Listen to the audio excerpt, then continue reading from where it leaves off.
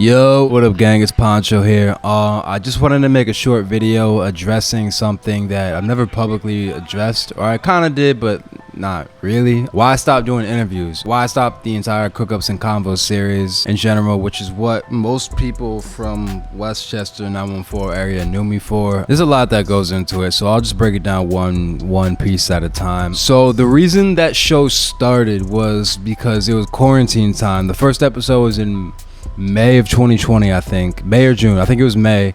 And the last one was in March of 2021. It lasted 10 months. And the reason it started was because I had no interest in interviewing people. I just needed something to take my production career to the next level because I was losing the passion for producing. At this point, I've been in the crib for like 2 months just making beats every day, 3, 4, 5 beats a day. It was starting to get really stale, so I had to figure out what the next level was for me, because if I kept doing that, I would just burn myself out. I would hate producing and just throw the whole thing away. So I was like, all right, I already know a bunch of artists just from Westchester because I used to throw shows and shit just from producing, being in studio sessions, the shows, other random shit. I used to do the acoustic videos under a different brand before it was called Encore too. So I knew a bunch of artists already. So I'm like, why don't I just set up a camera and make a song with the artist on the spot?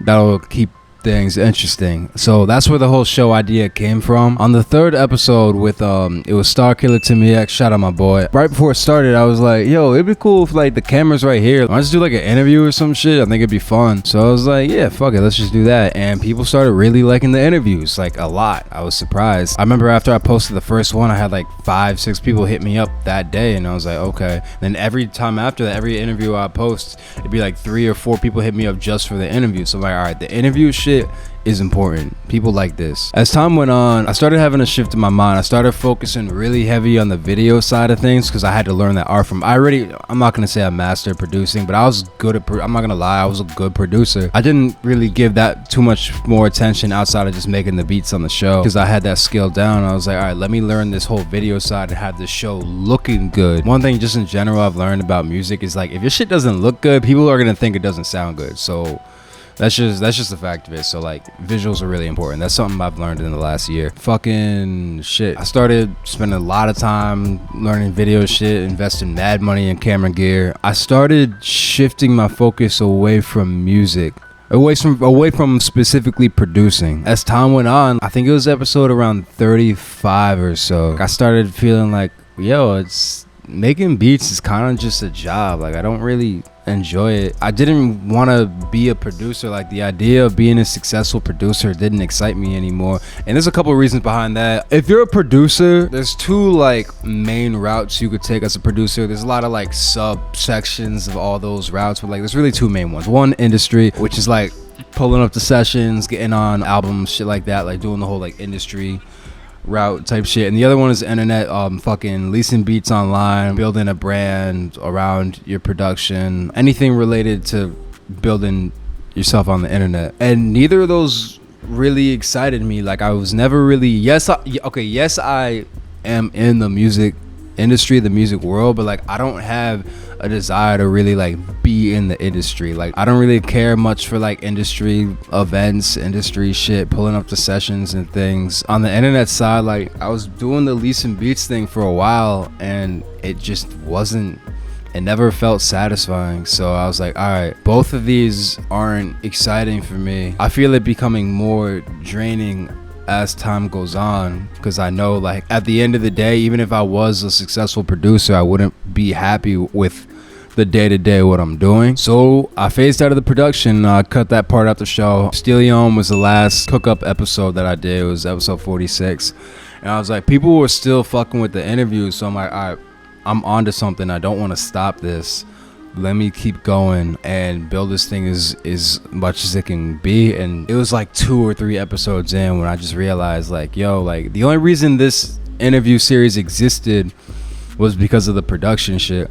And at this point, I'm not even doing it for myself. I'm doing it because it's working. I'm not happy doing this. I'm not a media personality. I didn't get into music to be in media. That's not my passion. And then the last episode with Fuge, shout out to the boy Fuge as well. I got a show, depending on when you watch this, August 5th in Yonkers. I got a show that Fuge is hosting. Shout out to you. I'm excited for that shit. Yeah, after the Fuge interview, like, I remember I was editing that interview and I was like, yo, bro, I'm just so done with this. Like, I'm just not happy at all. And I just stopped. And at that point, I've been doing Encore for about 4 months. The Encore shit still looked like trash, but I just knew, like, when I had to edit an acoustic video versus an interview, like, I would just be cheesing, smiling, happy as fuck doing the acoustic joint, and like the interview shit was just so taxing. It was like, all right, this has to go. And that was really fucking hard because it was working.